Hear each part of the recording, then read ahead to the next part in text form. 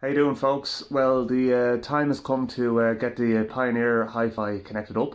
I'm temporarily replacing my Toshiba slash Trio Hi-Fi with this one because it's actually in an enclosed cabinet, and I've a 7-month-old baby at home. So that little lad is going to start crawling soon and is going to want to push every button and flip every switch in the house. So I want my Hi-Fi to be relatively protected, and because this has a glass front on it, it's relatively protected. Plus, it's not worth as much as the Toshiba system, although it is really nice.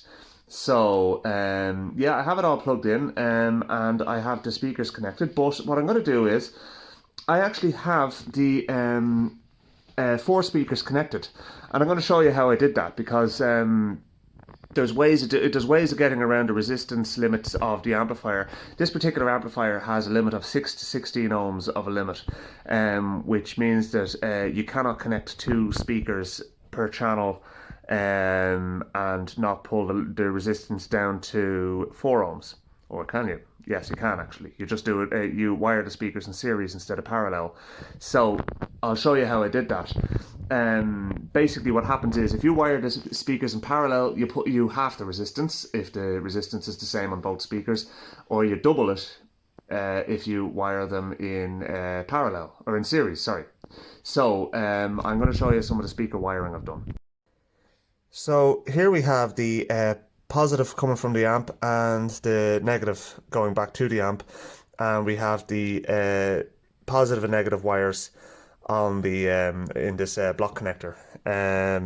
So what we have here is positive goes into the positive of one speaker, the negative comes back from that speaker, feeds into the positive of the next speaker, and then goes back into the negative of the amplifier and back off.